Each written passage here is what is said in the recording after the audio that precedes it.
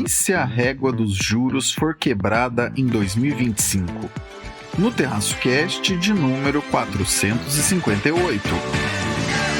Fala pessoal, Caio Augusto, direto da noite de 27 de janeiro de 2025, dia em que uma única empresa perdeu em valor de mercado mais de 60% do Ibovespa inteiro, a Nvidia no caso, após uma IA chinesa de nome DeepSeek chegar no final de semana e trazer mais dúvidas do que certeza sobre esse mercado trilionário. Enfim, tonhorinhos para o episódio que abre a temporada 2025 deste glorioso podcast. Você estava com saudade, nós também estávamos com saudade. Quem está comigo neste 458 é a seguinte dupla dinâmica. E aí, Raquel de Sá? Alô, alô, terraceiros e terraceiras! Aqui quem fala é ela, mulher do tempo sem tempo, nesse primeiro episódio do Terraço Cast de 2025. Eu gravo esse episódio no dia 23 de janeiro de 2025. Tá, eu tô muito animada por estar de volta, confesso que eu já estou cansada, já preciso de mais férias, gente, mais férias pra mulher do tempo sem tempo, que tá muito complicado, não dá pra encaixar tudo no tempo sem tempo que ela tem. Mas tudo bem. Porque eu sei que vocês vieram aqui mesmo, né?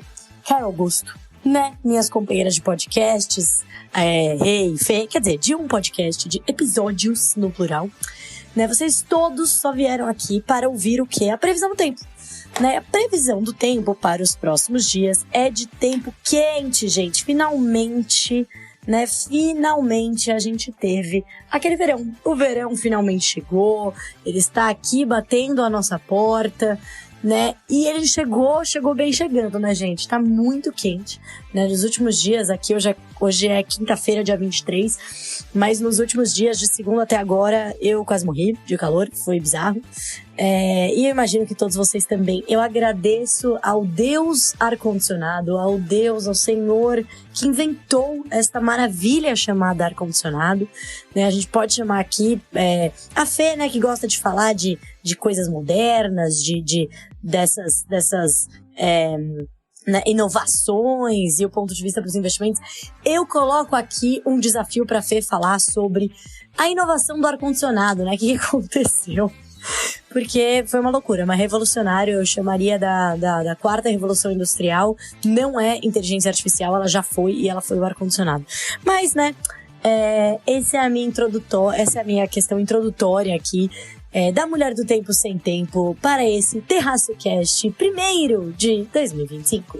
Curiosidade, logo no primeiro episódio do ano, o inventor do ar-condicionado se chamava Willis Carrier, sei lá. E ele fez isso em 1902. Muito obrigado. Fala, Fernanda Pérez de Mello. Olá, meus queridos terraceiros. Feliz 2025. Tava com saudade de vocês, da gente gravar o nosso conteúdo aqui semanal e falando de um assunto que eu me amarro. Então, queria dar as boas-vindas às minhas colegas de terraço, ao Caio, pelo host do episódio.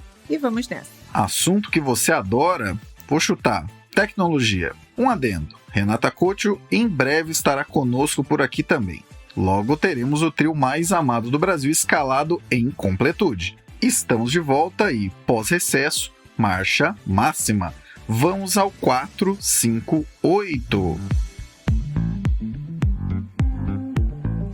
Raquel, com um cenário externo mais arisco e um fiscal que não convence ninguém, resta um último bastião para medir a temperatura das coisas: os juros. O que acontece se esse último também passar apuro? E nessa toada de primeiro episódio, o Caio Augusto ele me fez uma pergunta, né? Ele vai fazer essa pergunta aqui para vocês, né, gente? Vocês devem ter ouvido já a pergunta do Caio Augusto, então eu vou puxar aqui e falar muito obrigada, Caio Augusto, pela sua pergunta, né? Que é sobre uma quebra na régua dos juros, né? Se o governo, o executivo, decidir falar assim: olha, gente, eu tô quebrando o termômetro, eu cansei de vocês aqui ficarem falando que tem risco de inflação, tem risco fiscal, eu cansei de ouvir essa história de risco, eu cansei de ouvir que o Banco Central vai ter que, né, puxar a corda muito forte para um lado, porque a gente, afinal de contas, aqui no executivo estamos só expandindo os gastos, então a gente tá jogando a corda pro outro lado. Eu cansei de tudo isso, então o que eu vou fazer, na verdade, é mexer nos juros. Eu vou falar assim, olha, eu quebrei o termômetro, né? E agora o que eu vou fazer é pressionar o nosso presidente do Banco Central aqui para ele não subir mais os juros, ou aliás, para ele reduzir os juros, né? Então aqui, gente, esse primeiro episódio do Terraço Cash, ele é um episódio de faz de conta, né? Então a gente tá fazendo de conta que isso vai acontecer, não temos a mínima ideia se vai acontecer ou não. Então acho que a primeira coisa a falar sobre isso é qual é a probabilidade disso acontecer. Então isso que, né, que é realmente o governo pressionar, né, o Banco Central ceder efetivamente a essa pressão e não olhar mais, né, não ter mais aquela postura independente no sentido de ter como foco entregar a responsabilidade, a meta do Banco Central, né, a responsabilidade que é entregar a inflação na meta. Qual é a meta, gente? Lembrando, a meta é 3%.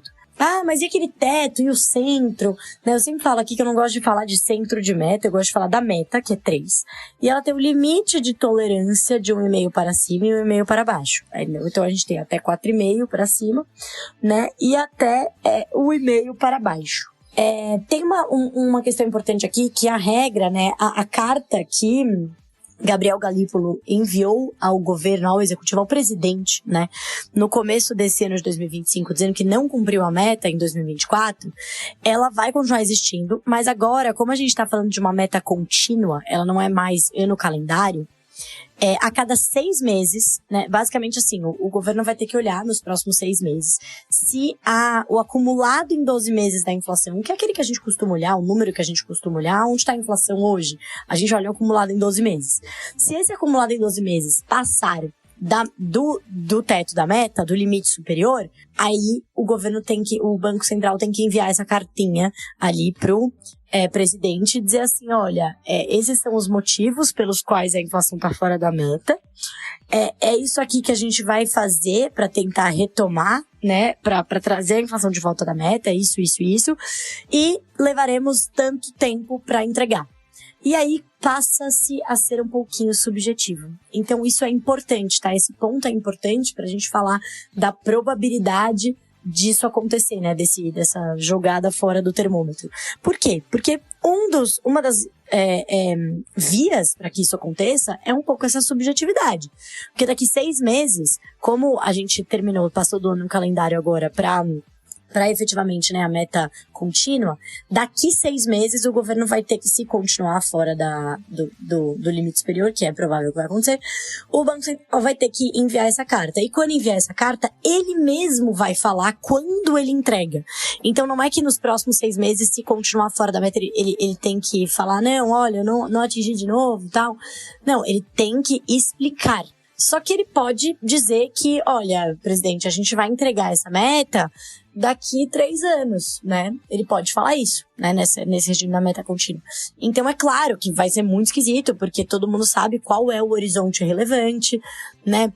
Que é aqui no Brasil, né? O que seria esse horizonte relevante? Quando que dá para saber que a última, né, que a decisão de juros, a última decisão de juros fez efeito totalmente na economia.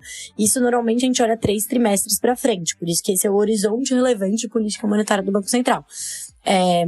Então ele pode falar, ó, é isso, tem um horizonte relevante, mas essas medidas que a gente vai tomar vai ser mais de longo prazo. Então você abre um pouco esse espacinho, né, para essa subjetividade, né, em termos de entrega da meta. Então isso aumenta, né, coloca ali um risquinho, né, em termos de probabilidade de haver uma quebrança olha aí, gente, quebrança. Haver uma quebra, pelo amor de Deus, né, uma quebra desse termômetro, né, da inflação. Aí, bom, falando aqui, qual que seria um outro fator que abriria mais espacinho para essa quebra? Seria a redução o aumento da inferência política, né, ali na decisão do Banco Central. Muita gente tem questionado, né, o Gabriel Galípolo foi indicado do governo, será que ele não vai ser mais leniente, será que ele não vai ser mais aberto? Ao que tudo indica, por hora, conforme, com base no que ele foi como diretor como diretor do Banco Central e não presidente, não parece, né? Os recados que ele tentou dar até então foram bastante hawkish, ou seja, aquele jargão que se usa no mercado para é um Banco Central mais rígido contra a inflação, menos leniente, né? Então, não parece que foi, né, ao que tudo indica, ele não será mais leniente e nem terá manterá a autonomia. Porém, né, dito isso, a gente também teve aquele vídeo, né, enviado aí, gravado, né, enviado, publicado, vamos dizer aí nas redes, no final do ano passado, que era aquele vídeo em que o Haddad estava ali lado a lado, né, com Gabriel Galípolo, né, e também presidente Lula. E o Lula falou, né, não, eu vou dar toda a autonomia, ele está aqui para entregar o melhor para os brasileiros, blá, blá, blá. Parafraseando, eu não lembro exatamente o que foi dito. Mas aquilo ali, pelo menos para mim, foi uma bandeirinha amarela ali, tipo, porque que se essa autonomia é determinada por lei, por que ele tem que falar aos quatro ventos, publicar um vídeo falando que vai garantir essa autonomia? Ele tá dizendo, olha, gente, só pra avisar aqui que eu não vou furar a lei, tá? Eu vou seguir a lei. Muito esquisito, né? Por que isso precisa ser dito se é uma coisa que já seria cumprida, né? Então temos aí essa luzinha amarela, que, né, coloca mais um fatorzinho ali, né, na probabilidade disso acontecer. Mas, de uma maneira geral, apesar de haver esses riscos, eu acho que a probabilidade é pequena, tá? Que haja realmente um movimento de, vamos quebrar o termômetro, vamos, ao invés de subir os juros, vamos começar a reduzir, porque é por meio da redução dos juros que a gente vai estimular a atividade econômica. Quando a gente estimula a atividade econômica, a gente aumenta a arrecadação. Quando a gente tem mais arrecadação, a gente acaba com o problema fiscal, né? Esse é muitas vezes o discurso, o que se acredita, né? Alguns economistas aí acreditam, defendem, alguns políticos principalmente, defendem esse lado. Mas a gente sabe muito bem onde isso vai dar, porque vocês, ouvintes do Terraço Cast, conhecem o Brasil e o Fiscal, a nossa novela preferida, e sabem que, assim, aquele ditado que minha mãe gosta muito, que é quem faz a fama deita na cama, né? Ele faz muito sentido na história fiscal do Brasil, né? Porque quanto mais vezes o governo usa, a classe política usa da ferramenta de gastar mais para estimular a economia no curto prazo, né? E que isso, para estimular, dar um boost na economia no curto prazo, uma política típica de um populismo econômico, é um pouco leniente com a inflação. Quanto mais vezes o governo faz isso, mais o mercado, os agentes, as pessoas normais sabem que isso vai dar em pizza inflacionária lá na frente. Então, como elas sabem, isso já aparece nas expectativas, as pessoas já põem no seu preço, aí tem aquela tal da profecia autorrealizável, né? Isso já bate nos nossos ativos financeiros, ou seja, no câmbio, o câmbio impacta o dólar, bate também nos juros futuros, os juros futuros ficam mais altos, né? Os juros de longo prazo, isso impacta a própria política monetária por parte do Banco Central, né? Isso torna o crédito mais caro e acaba sendo um freio na economia. Então, assim, a gente, né, quanto mais, porque quem faz essa flama deita na cama, quanto mais vezes o governo faz isso, menor é o período no qual, né, o qual dura os ganhos de curto prazo. Então, quanto mais vezes isso acontece, é tipo, cara, já me enganou várias vezes, eu sei onde isso vai dar, né? Então, esses ganhos de curto prazo, eles se tornam cada vez menores. Esses ganhos que vão ser erodidos no longo prazo pela inflação mais alta e pelos juros mais altos. Mas o tempo de duração deles é menor, né? Então, isso é a literatura econômica, ela fala. Então, assim, por isso eu acho que é improvável, né, que haja esse comportamento de vamos pro lado contrário, vamos pressionar o Banco Central, né, pelos motivos de que, enfim, o que eu falei no início, né, ao que tudo indica, Galípolo não será, né, não se curvará muito a essa interferência política, por mais que ele tenha uma postura diferente do Campos Neto, até por, enfim, indicação, personalidade, maneira de agir, né, de escolhas do modo como ele toca a política econômica ali por parte do Banco Central, né? São pessoas diferentes, after all, acho que é isso que eu tô tentando dizer, mas mesmo assim, não há sinalizações, pelo menos por hora, que ele vai ter deixar uma maior inferência política e deixar que isso impacte as suas visões de política monetária. Mas, ao mesmo tempo, tem esses risquinhos que eu levantei, né? E que, né, podem eventualmente levar a isso. Pô, se isso acontecer, gente, é a história do quem faz a fama deita na cama. Se isso acontecer, a gente já sabe muito bem, né? O filme, a sensação de eu já vi esse filme tá muito próxima. É ali 2015, né? Foi exatamente isso que aconteceu. A gente teve uma crise em 2008, né? Essa crise global, essa crise precisou, né? Ela suscitou ali a necessidade de se ter políticas anticíclicas, né, contracíclicas, ou seja, vamos estimular a demanda porque o mundo está em crise, etc. Beleza, isso por um ano. Só que aconteceu, a crise foi embora, a gente continuou estimulando, a gente entrou num boom de commodities logo depois, então tinha estímulo, boom de commodities, tudo junto, a economia superaqueceu, operou acima da capacidade, acima do potencial, e a gente sabe, e aí quando a inflação começou a subir e o Banco Central subiu os juros, sob o Tombini, o que acontece? Teve interferência política, teve pressão, e começou-se a reduzir os juros em um ambiente em que as expectativas de inflação estavam totalmente desancoradas, que o risco fiscal era alto, que os juros de longo prazo estavam pressionados, né, totalmente, assim, contra a cartilha de política monetária, né, foi na contramão e aí deu no que deu, né, a gente entrou numa das maiores crises fiscais, né, que a gente já teve na história recente e certamente uma redução do PIB extraordinária, assim, né, a gente só retomou o nível do PIB per capita de 2013, muitos anos, agora não tô com o dado aqui, mas demorou muito, né? Pra gente, mais de 10 anos pra gente voltar aí pra esse nível de PIB per capita. Então, assim, foi uma perda muito grande. Então, eu espero que isso não aconteça. Eu acho que a probabilidade, ela não é irrelevante. Eu acho que ela é pequena, pelo menos por hora, né? De a gente ter essa guinada ao contrário, que eu acho que é mais provável, né? Que não seja quebrado o termômetro, mas que a gente viva mais 2 anos de jeitinho, né? Vamos dar um jeitinho aqui, um jeitinho ali.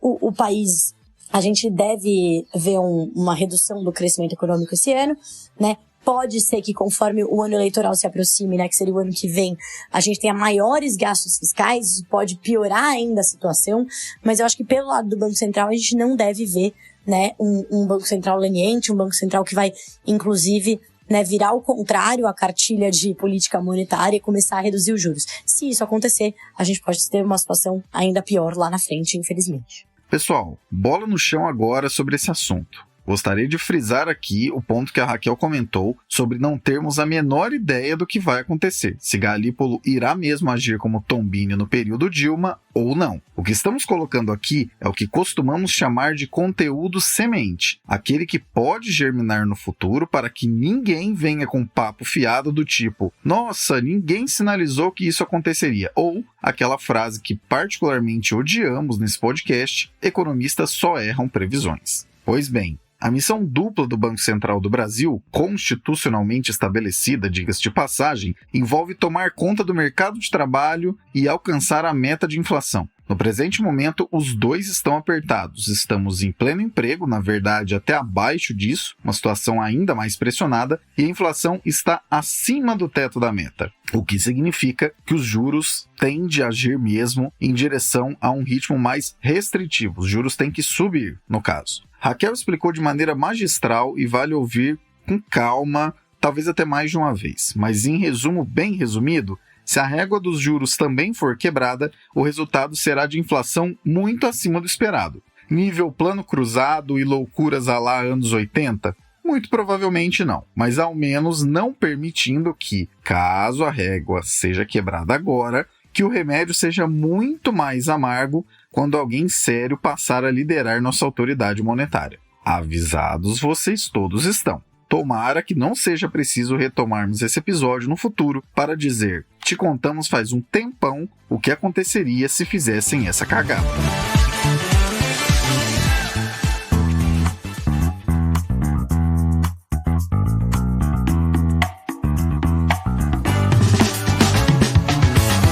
Na Linktree do Terraço Econômico estão todas as informações pertinentes sobre nossas atividades, como nossas redes sociais oficiais, parcerias e e-books atualizados. Saiba por onde nos acompanhar independente da rede, é só dar uma olhadinha no link que está na descrição desse episódio.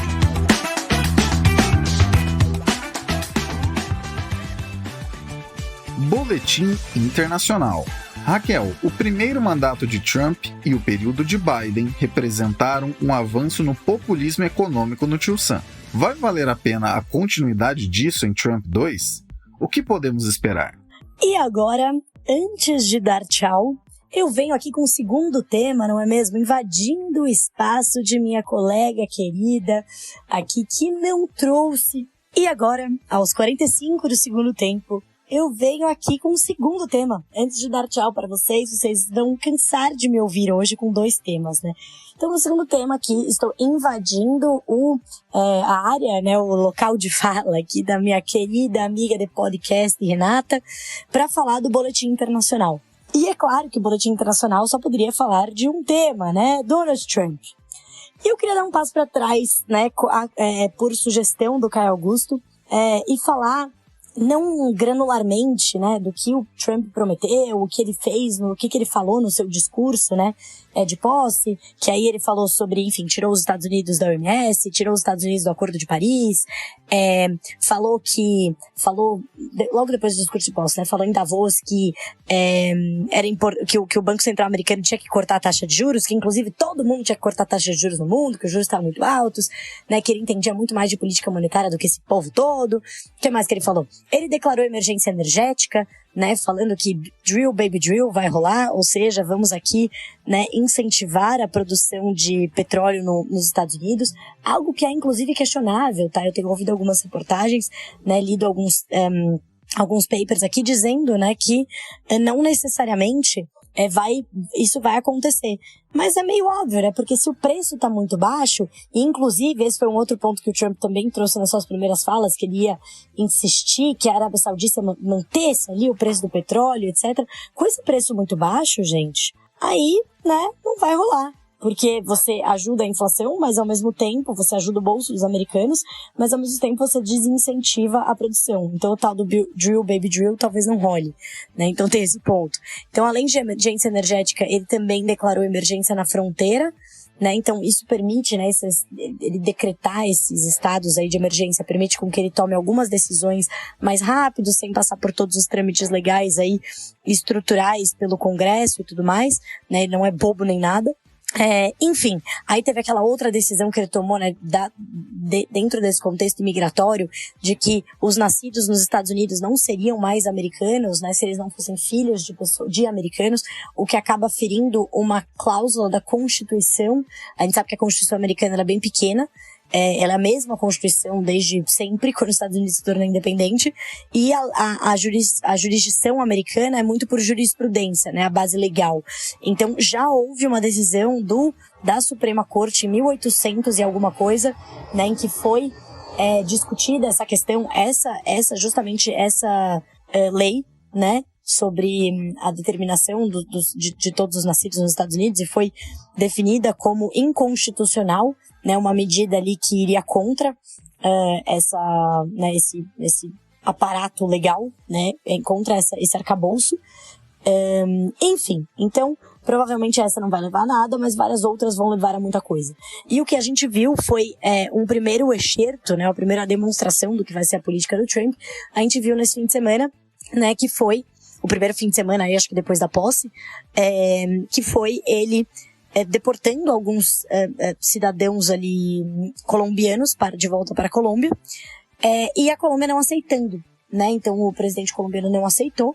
Ele falou que não aceitava as condições em que esses imigrantes estavam sendo deportados, que eles vieram, enfim, né, com presos, algemados, e muitos falaram ali, enfim, que passaram fome, que tiveram, né, que tinham dificuldade de acesso ao banheiro. Então o presidente da Colômbia disse, Gustavo Petro, né, olha, não vou aceitar não, vocês que tragam eles numa condição melhor em termos de respeito aos direitos humanos. E aí o Trump falou, então tá bom. Então eu vou trazer eles de volta, mas eu vou impor uma tarifa de 25% em todos os produtos colombianos, e que isso vai aumentar para 50% na semana que vem. E aí o Gustavo Petro falou, então tá bom, eu também vou taxar os seus produtos. Então é uma loucura, e aí o que aconteceu? Isso tudo entre sábado e domingo, chegou na segunda-feira, voltaram atrás e vão discutir, né? Então ficou claro que isso foi era aquilo que se esperava, né, que a política comercial, todas as tarifas, vai ser usada como moeda de troca, como moeda de negociação, mas dessa maneira bastante, né, blunt, bastante imposta ali de uma maneira geral, né? Então, assim, sem discussão, sem choro nem vela, vai ser isso aqui, joga o bode na sala e aí depois tira o bode e aí discute. Então, acho que já teve uma boa demonstração. E aí, por que eu falei que eu ia dar um passo atrás, falar de algo mais estrutural, né? Aqui eu tô falando mais das notícias, mas por quê? Porque tudo isso remonta, né, quando há uma estratégia clara de populismo econômico. E aqui vale dizer, gente, que a teoria do populismo econômico, o Jeffrey Sachs foi um dos primeiros a falar disso, né? Lá em 1980, ele publicou um paper que eu sou apaixonada, que ele fala sobre o populismo econômico, ele fala muito sobre a América Latina. Mas que pode, obviamente, se encaixar a muitos outros países, né? Ele fala, olha, o populismo econômico, ele não é de direita, ele não é de esquerda, ele é uma série de... ele é composto, né, por uma série de políticas econômicas que tem certas características, né? Quais são elas? Elas incluem você achar um inimigo comum. Então, por exemplo, no caso aí, tanto do Donald Trump quanto do Biden. E aí, quem mais a gente acha que faz isso também, gente? O Lula. E quem mais fez isso? O Bolsonaro. E eles acabam indo, gente, todos pro mesmo lugar. Então, por exemplo, achar um inimigo comum. Pode ser, por exemplo, no caso do Lula, os Estados Unidos, imperialistas. No caso do Donald Trump e do Biden, são as elites, né, os ricos, e aí esses ricos podem ser de vários lados, são os ricos, são as elites capitalistas, né? No caso do Bolsonaro, é a esquerda, né? Então sempre achar um inimigo, né, um inimigo maior, para culpabilizar por políticas econômicas que são implementadas a nível doméstico. Então, por exemplo, né, exemplos dessas políticas econômicas, políticas de estímulo, né, em economias que já estão operando acima do seu potencial. Então, ao invés de se olhar para políticas que vão melhorar a oferta, né, que são mudanças estruturais que vão ter ganhos de produtividade, você estimula a economia pelo lado da demanda. E aí você estimula isso, acaba dando o quê? Ganhos de curto prazo, crescimento de curto prazo, mas isso dá inflação. E eu falei muito disso no meu comentário de Brasil, né? Então, qualquer semelhança não é mera coincidência, tá? Então, são economias aí sendo estimuladas acima do potencial. Você escolhe outra característica do populismo econômico. Olha, você escolhe alguns setores da economia para serem os seus queridinhos, os coitados. Né? Aqui no Brasil, a esquerda fala da classe trabalhadora. Né? Essa classe que nem sei mais quem é, que falam muito, né, os sindicatos, as pessoas que trabalham nas fábricas. Muitas vezes são essa classe média, ainda é identificada como essa classe média que trabalha em fábricas e tudo mais. Sendo que hoje, né, o setor industrial americano, ele emprega menos de 10%, né, do total. Aqui no Brasil é mais alto, mas ainda assim é menor, tá? O setor que mais emprega no Brasil é o setor de serviços, e as empresas que mais empregam, de uma maneira geral, são as micro e pequenas, não são as grandes empresas, as grandes indústrias. Então, assim, também não se fala de uma realidade da maior parte da população, mas você pega ali uma parte. Esses coitados, esses pobres coitados estão perdendo emprego. Normalmente é uma parte que está sofrendo por algum movimento estrutural da economia, né? Como né, essa classe industrial. Nos Estados Unidos, então, o Donald Trump está falando muito de vamos trazer de volta, vamos reindustrializar o país, que é totalmente a mesma coisa que o Biden falava, que é totalmente a mesma coisa que o Lula fala, que é totalmente a mesma coisa. Então, assim, é uma loucura, como todos eles se encontram no populismo econômico, e que vai dar no mesmo lugar, né? Na inflação mais alta, os juros que vão ser obrigados a subir, e aí eles vão pôr culpa em quem? No Banco Central, que aí é tudo culpa do Banco Central. E aí, depois, eventualmente, nos países, né, nos capitalistas do mal, lá de fora, né, e aí o Trump vai pôr a culpa, provavelmente, aí tira da OMS, do Acordo de Paris, porque fala que é tudo culpa desses organismos multilaterais, que nada tem de interesse americano, sendo que foram os próprios Estados Unidos que tiveram no cerne de todas essas construções, né, multilaterais a nível global. Então você tem todos esses populistas econômicos se encontrando no mesmo lugar, né, e o pior, já sabemos aonde esse filme vai dar, já sabemos o resultado, que não é positivo, né? Então, são políticas econômicas ali, essas políticas de tarifas, né? Então, você sobe aqui, eu subo ali, né? Eu subi o meu contra a Colômbia sobe contra mim. E o que é isso? Isso parece as políticas que foram implementadas depois da Primeira Guerra, né? Que foram as políticas ali, beggar thy neighbor. Conhecidas como beggar thy neighbor, né? Você sobe, eu subo, todo mundo sobe tarifas, o mundo todo se fecha entre tarifas, e aí até ver quem crack down primeiro, né? Quem quebra primeiro.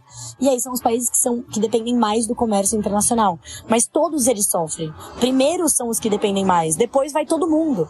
Porque você você querer produzir tudo dentro de casa é horrível, já foi provado mais de uma vez que não funciona. A teoria econômica já provou 1, 2, 3, 4, 10 mil vezes, né, de que isso não gera maior riqueza. No máximo, uma riqueza específica, focalizada em alguns setores, e no máximo no curtíssimo prazo, né? Então são todas as políticas que acabam levando para os mesmos lugares em que os populistas econômicos eles se encontram na esquerda e na direita, e que infelizmente levam o quê? Né? menor crescimento econômico, né, maior desigualdade, inflação e juros. Eu, inclusive, eu termino esse comentário falando aqui que eu já escrevi sobre isso mais de uma vez no Terraço, tá? Caio Augusto, me ajude aqui com o link na descrição desse vídeo. Tem um texto meu antigo que eu falo sobre populismo econômico na teoria, eu falo sobre Jeffrey Sachs, eu falo sobre tudo isso. E depois, quando Trump foi eleito no seu primeiro mandato, eu traço um paralelo entre as propostas dele e o governo Dilma.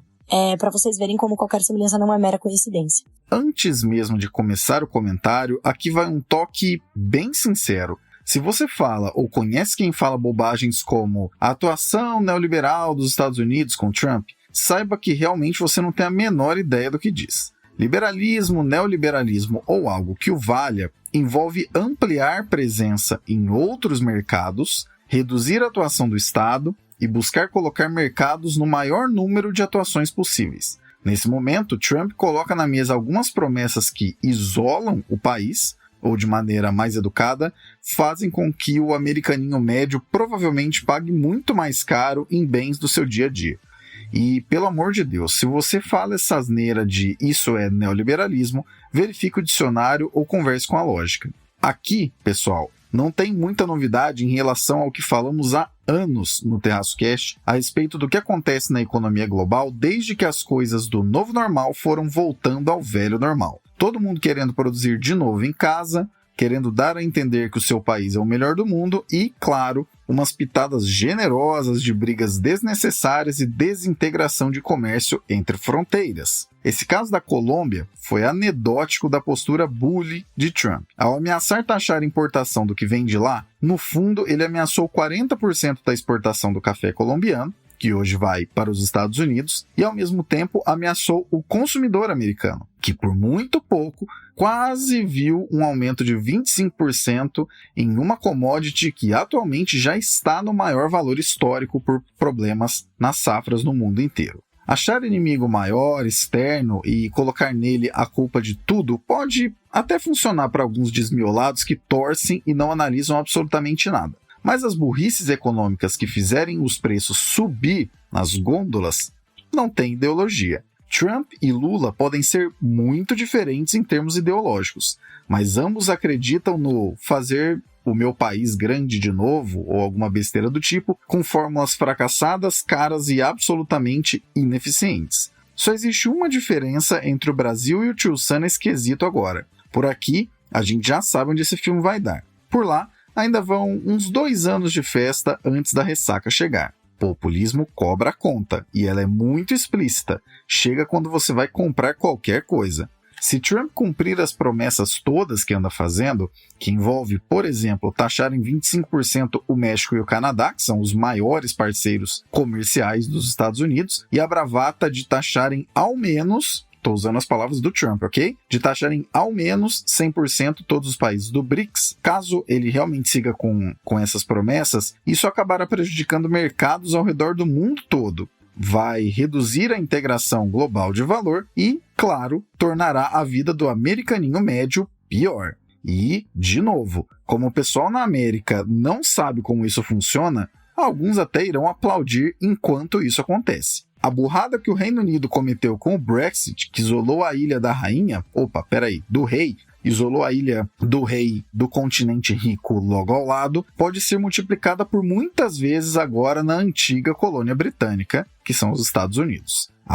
E sobre os 2 textos que a Raquel citou, vou falar bem pausadamente agora para que você possa pesquisar. Os 2 estão lá no nosso site, no terraçoeconômico.com.br. O primeiro, já pega a caneta aí, o primeiro é: qualquer semelhança não é mera coincidência. Governo Dilma e o populismo econômico, de 14 de fevereiro de 2015. E o segundo se chama Trump, Brexit e a economia. O que o Brasil tem a ensinar a não fazer, de 22 de junho de 2016. No primeiro assunto, encerramos dizendo que não desejamos de jeito nenhum voltar aqui mais adiante para dizer que avisamos. No caso do populismo econômico em curso no Tio Sam, já avisamos há literalmente 10 anos.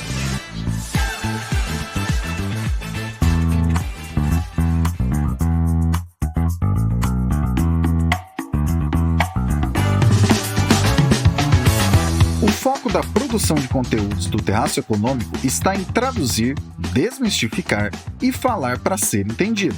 Talvez isso tenha a ver com o seu negócio, que além de ser melhor comunicado, poderia estar sendo apresentado a centenas de milhares de pessoas que nos acompanham anualmente. Confira na nossa Linktree o item Contrate o Terraço se quiser saber mais como o nosso negócio pode ajudar o seu.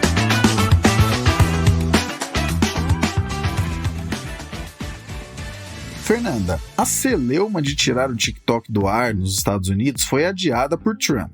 O app até chegou a sair do ar, mas apenas por algumas horas. Em todo caso, qual a real problemática que isso causaria?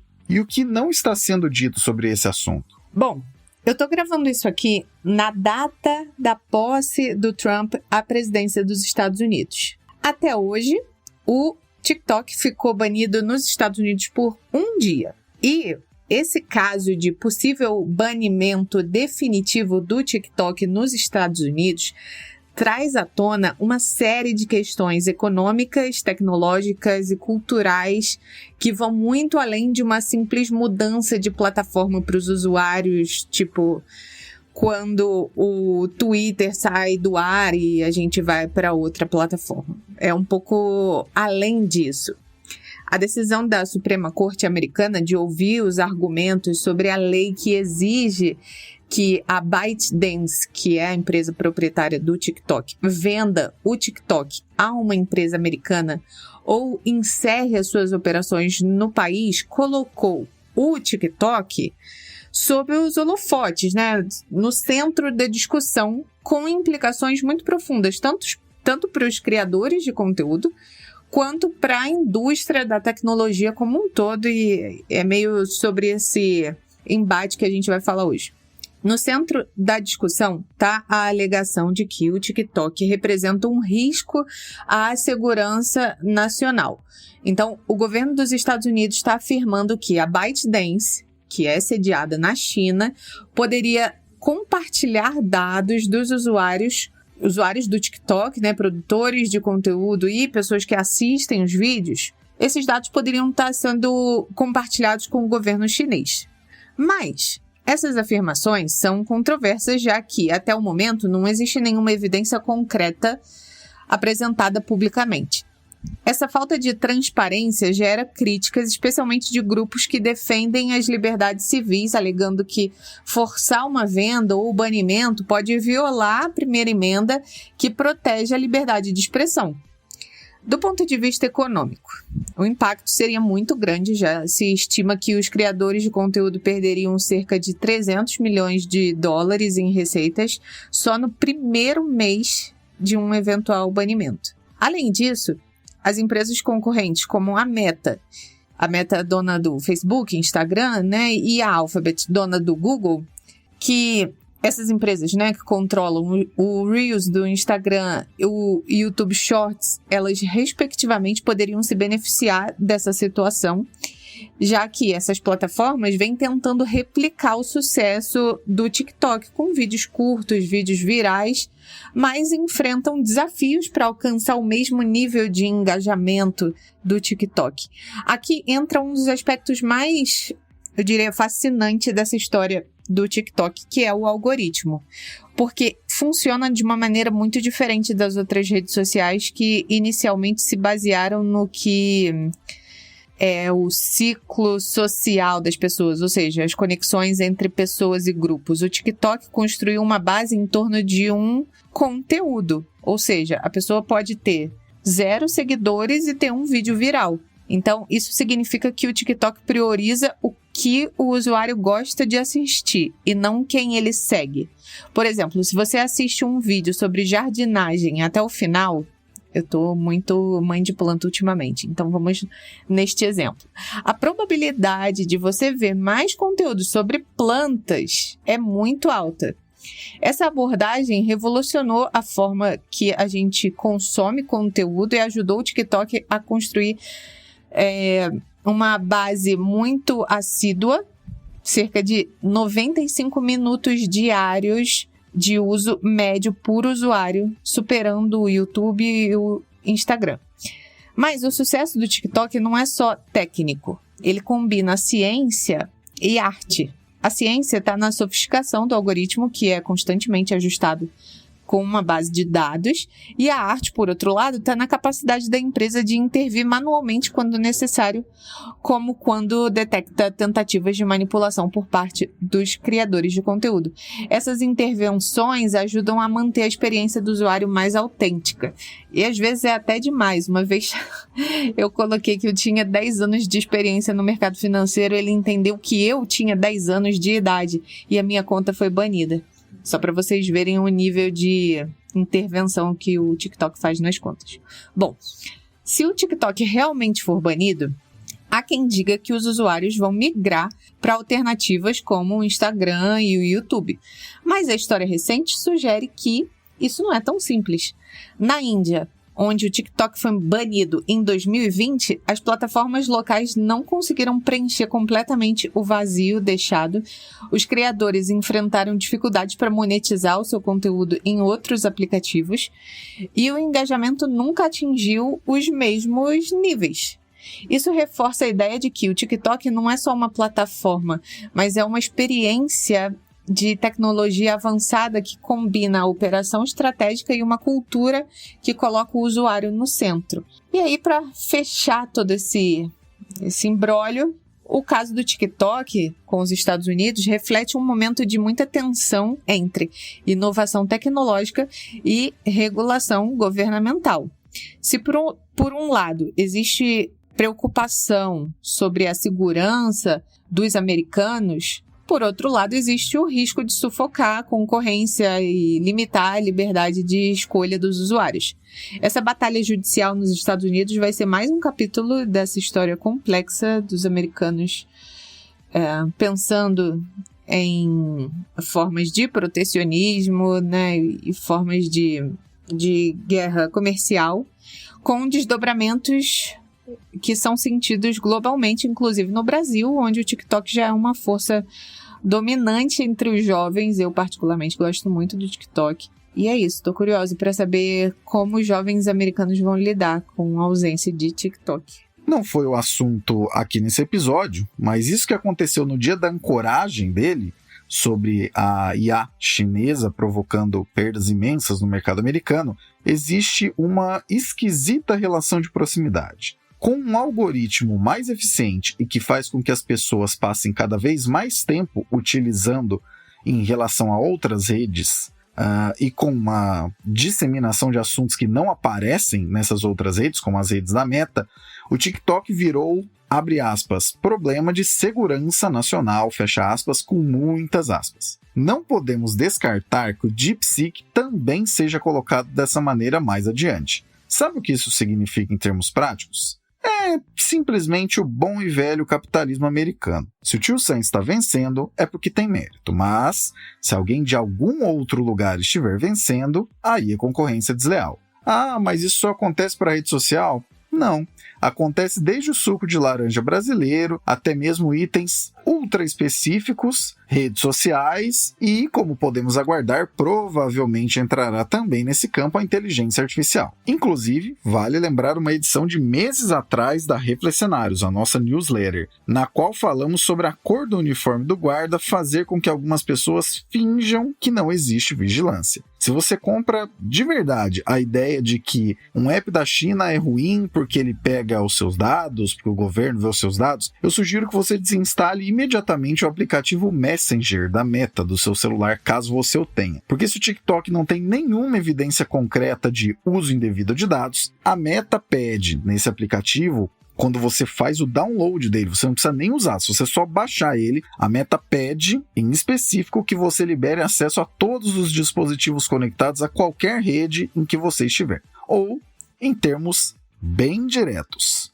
não seja tolo. A vigilância acontece em todo canto e de boas intenções o inferno está cheio. Como bem Edward Snowden e o escândalo Cambridge Analytica ilustram exemplarmente. A Guerra Fria entre União Soviética e Estados Unidos envolvia demonstrações militares e algumas relativas à conquista do espaço. A atual, entre China e Estados Unidos, envolve poderio tecnológico. E como você já pode notar desde já, quem perder vai simplesmente querer apagar o outro da existência. e não fazer algo melhor. Já prepara o VPN, porque essa novela não vai terminar tão cedo. Encaminhemo-nos para o encerramento do 458, deste que é o podcast de economia mais amado do Brasil. Obrigado, Raquel. É isso, pessoal. A gente se fala e se ouve na semana que vem, né? Que teremos o quê, gente? Ano começando já, pauleira. Teremos roupão. Obrigado, Fernanda. Galera, muito obrigada. Se você ouviu até aqui, fico muito grata. Você sabe que pode me encontrar nas redes sociais como @sigafefa. E a gente se vê feliz 2025 pra nós. E melhoras, Renata. Gostou do que ouviu aqui? Manda pra galera, colabore com a nossa audiência. É isso que nos faz estar aqui há tantos anos. Abraços pelas ondas sonoras. Retomamos a prosa no próximo episódio.